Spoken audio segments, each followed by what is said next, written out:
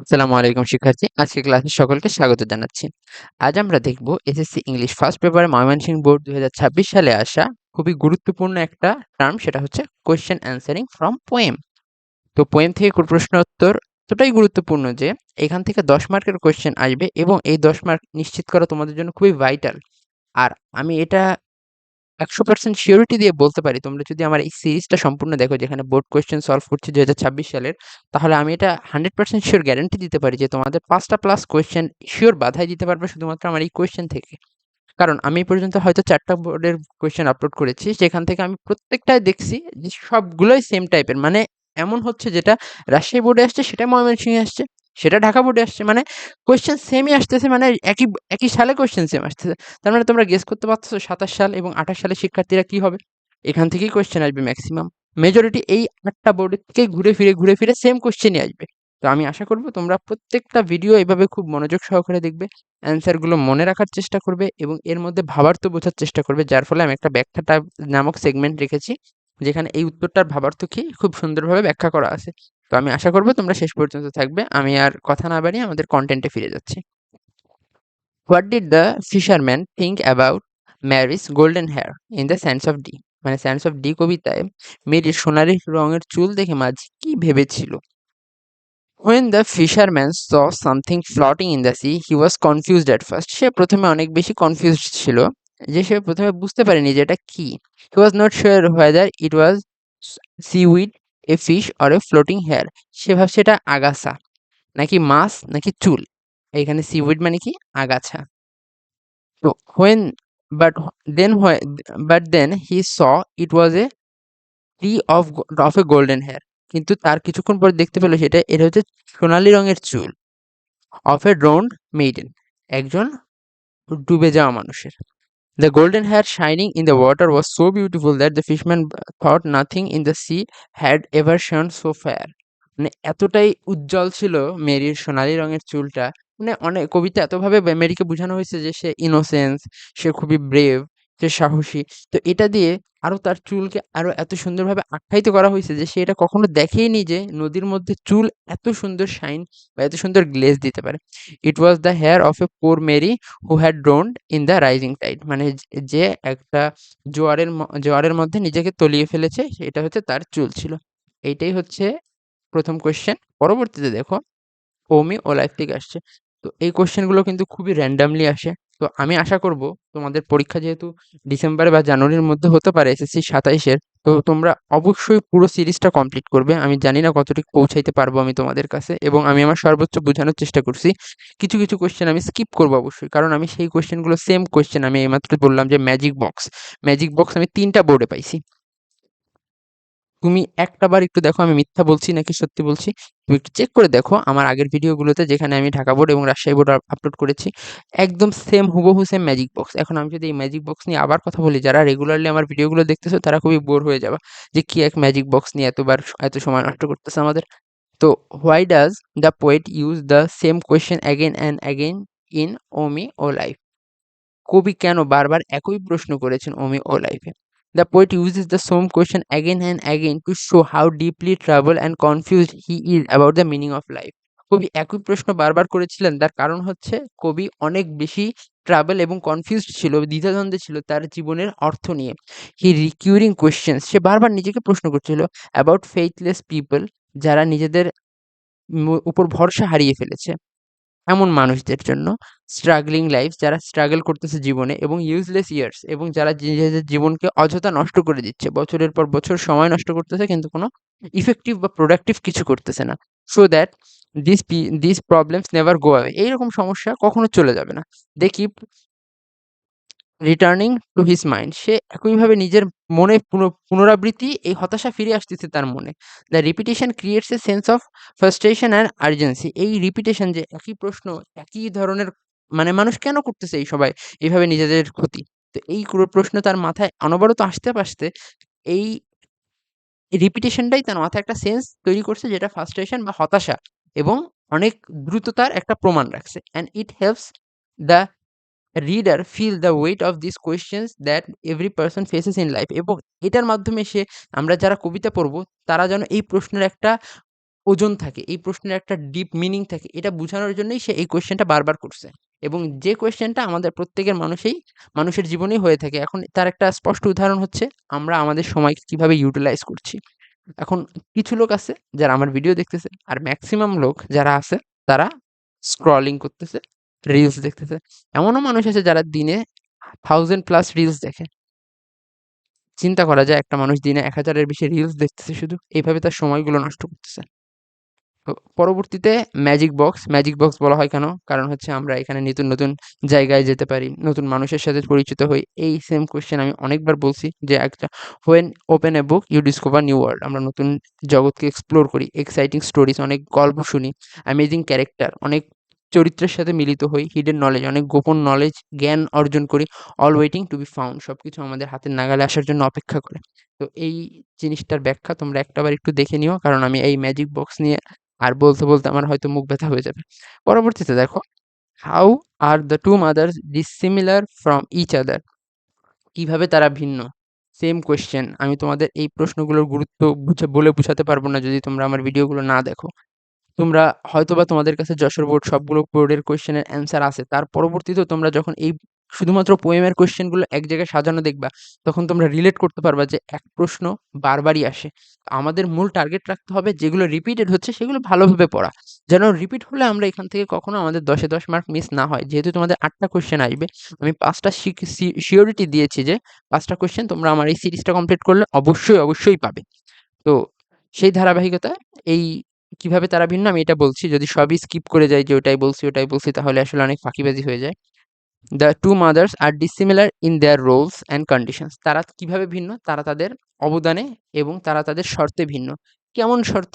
The first mother was strong and caring. প্রথম যে মা ছিল সে অনেক শক্তিশালী ছিল, অনেক যত্ন নিত। সে গিভ বার্থ, সে স্পিকারকে জন্ম দিছে, বড় করছে, তার জীবনকে শেপ দিছে, গাইডেড হার কেরিয়ার, তার কেরিয়ারকে একটা দিক নির্দেশনা দিছে।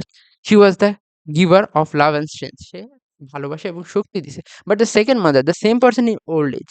একই মা যখন বৃদ্ধ হইছে তখন কি হয়ে গেছে? খুবই দুর্বল। become mentally weak, মেন্টালি দুর্বল হয়ে গেছে এবং confused. Her mind clouded and she could no longer care of herself. মানে তার মন কি হয়ে গেছে? মস্তিষ্ক ক্লাউড আচ্ছন্ন এবং সে আর নিজের যত্ন নিতে পারছে না। She became dependent to like a child. এখন সে হয়ে গেছে সন্তানের মতন, মায়ের উপর dependent.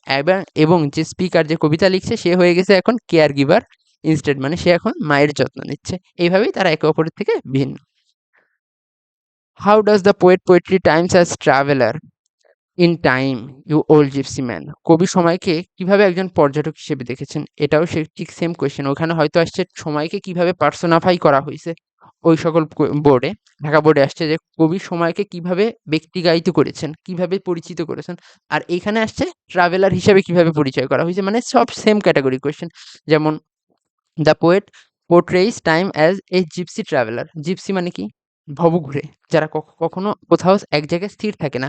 Who is always on the move and never stage in one place. আমরা দেখি না অনেক জায়গায় টেন্ট বেঁধে কিছু লোক রইছে, তারাও কিন্তু এরকম জিপসি টাইপের। তারা কখনো কোথাও নির্দিষ্ট এক জায়গায় অবস্থান করে না, তারা কিছুদিন পর জায়গা পরিবর্তন করতে থাকে, like a gypsy. With a caravan time travels like city to city. সময় এরকম এক শহর থেকে আরেক শহর, কখনো থাকে ব্যাবিলনে, কখনো থাকে রোমে, কখনো থাকে লন্ডনে। মানে সে কখনো এক জায়গায় স্থির থাকে না। সময় always passes. It pauses for just a moment and moves on again. Time witnesses the rise and fall of great civilization. এই দ্বারা বোঝানো হইছে যে সময় কিন্তু অতিবাহিত হচ্ছে। আমরা একটা সভ্যতা আসতেছে। তাদের সভ্যতার উত্তরণ দেখতেছি, সভ্যতার ধ্বংস দেখতেছি। কিন্তু সময় চলে যাচ্ছে। সভ্যতায় অনেক লোক আসছে, অনেক লোক মারাও গেছে। কেউ কিন্তু স্থায়ী ছিল না। কিন্তু সময় চলতেছে। এটাই বোঝানো হইছে। This portrait shows time is eternal, restless traveler and no one can hold back. মানে এটা দ্বারা বোঝা যায় সময়কে সব জায়গায় যায় কিন্তু থেমে থাকে না। মহান সভ্যতার উত্থান পতন দেখে তবুও এগিয়ে চলে। মানে এই সভ্যতা যেগুলোর কথা বললাম, ব্যাবিলন, রোম, এগুলো কিন্তু অনেক মহান সভ্যতা। এদের উত্থান হইছে আবার পতনও হইছে। কিন্তু সময় এগিয়ে গেছে। এই জিনিসটাই বোঝানো হইছে। আমি হয়তো বুঝাইতে পারছি। What does the poet want to say by "The woods are lovely, dark and deep"? বন সুন্দর, অন্ধকার ও গভীর। কবি কি বুঝাইতে চাইছে? এটা নেওয়া হয়েছে stopping by woods on a snow evening এই কবিতা থেকে। তো দেখো, by saying the woods are lovely dark deep the poet express his deep attraction to the snow woods. ওই গাছের প্রতি তার যে একটা গভীর আকর্ষণ ছিল সেটা বুঝাইতে চাইছে। The woods are beautiful and peaceful. গাছটা কেমন ছিল? সুন্দর এবং শান্ত। But also dark and mysterious, এবং ওর মধ্যে অনেক রহস্য লুকায়িত ছিল। This words suggest two meaning. Literally the woods are physically dark, দেখতে এটা হচ্ছে কালো, and deep with snow, and symbolically it present the temptation to escape from life's duty and rest for ever. এটার ২ টা অর্থ। একটা সিম্বলিক অর্থ যেটা বোঝানো হয়েছে এটা হচ্ছে ডিপ, স্নো দিয়ে ঢাকা আমরা যেটা দেখতে পাচ্ছি। তবে এর ডিপ অর্থ হচ্ছে আমরা চাইলে আমাদের জীবনকে উপভোগ করতে পারি। আমাদের সকল দায়িত্ব কর্তব্য এগুলো ভুলে যেয়ে।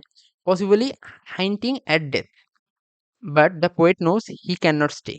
He has promises to keep. মানে তার অনেক দায়িত্ব কর্তব্য আছে যেগুলো তার মৃত্যুর পূর্বে পূরণ করতে হবে। এই কবিতার এইটাই অর্থ যে আমরা আমাদের জীবন একটা, আমাদের একদিন মারা যেতে হবে। আমরা এই জীবনটাকে কিভাবে অতিবাহিত করছি। এখানে মজা মস্তি করতেছি। এখন তোমরা যারা এই ভিডিওটা দেখছো তারা কিন্তু চাইলে এই সময়টা রিলস দেখতে পারো। কেউ আটকাতো না তোমাদের। কিন্তু তোমাদের একটা দায়িত্ব আছে। তোমাদের রেজাল্ট ভালো করতে হবে। তোমাদের একটা কর্তব্য আছে। তোমরা চাইলেও তোমাদের সময়টাকে এভাবে নষ্ট করতে পারতেছো না। তো এই কবিতার মিনিং গুলো অবশ্যই নিজের জীবনে প্রতিফলন ঘটানোর চেষ্টা করবা। এই কবিতাগুলো দেওয়ার মূল অর্থই হচ্ছে এটা, যেন তোমরা এর মিনিং বুঝো, সময়ের মূল্য বুঝো। Why did the horse shake his handless bells in? ঘড়ি কেন হান্টসের ঘন্টা নাড়ালো?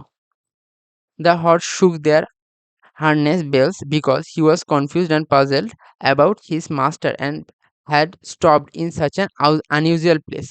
There was no farms nearby. It was মানে হর্স নাড়ানোর কারণ ছিল তার এই এইটুক হচ্ছে হয়তোবা বাইরের থেকে দিছে, তোমাদের বইতে এইটুক নাই।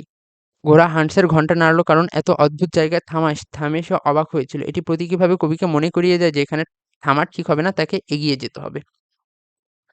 What does the poet mean by, আর তোমরা একটু আরেকবার একটু এটা দেখে নিও এই উত্তরটা।